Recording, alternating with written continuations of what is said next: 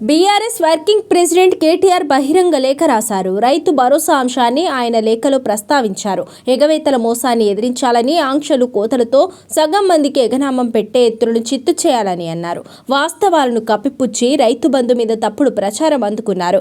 పంట పెట్టుబడి రైతు హక్కు, భిక్ష కాదు. రైతుకు ఏమిచ్చినా ఎంతిచ్చినా తక్కువే. విత్తు వేసిన నాటి నుంచి పంట అమ్మేదాకా ఎన్ని గంటాలో రైతుకు. రాష్ట్రంలో 47% మందికి ఉపాధినిచ్చే పెద్ద పరిశ్రమ వ్యవసాయం.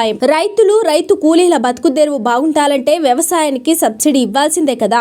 రైతన్నకు ఇచ్చే సాయాన్ని దాన ధర్మంగా చూడొద్దు, భారంగా చూడొద్దు, బాధ్యతగా చూడాలి. సీఎం రేవంత్ రెడ్డి నాడు ప్రతిపక్షంలో ఉన్నప్పుడు 22 లక్షల మంది కౌలు రైతులకు పెట్టుబడి పైసలు గ్యారెంటీ ఇస్తామని బహిరంగ లేఖ రాశాడు. అసలు రైతుతో పాటు కౌలు తీసుకున్న రైతుకు కూడా ఎకరానికి 15,000 తప్పకుండా ఇస్తామని హామీ ఇచ్చారు. ఆ 22 లక్షల మంది కౌలు రైతులు కళ్ళల్లో ఒత్తులేసుకుని ఎదురు చూస్తున్నారు రైతు భరోసా కోసం. సంక్రాంతి తర్వాత వేసే రైతు భరోసా కౌలు రైతులకు పడుతుందా లేదా అని అడిగితే సర్కార్ నుంచి సమాధానం లేదు. చైతన్యవంతమైన తెలంగాణ రైతాంగం కాంగ్రెస్ సర్కార్ ఎత్తులను, నక్కజిత్తులను తిప్పికొట్టాలి. నిన్న ఎన్నికల్లో చెప్పిన మాటలేంటి, ఇప్పుడు చేస్తున్న మాయలేంటని మంత్రులను, ఎమ్మెల్యేలను నిగ్గదీసి ప్రశ్నించాలి.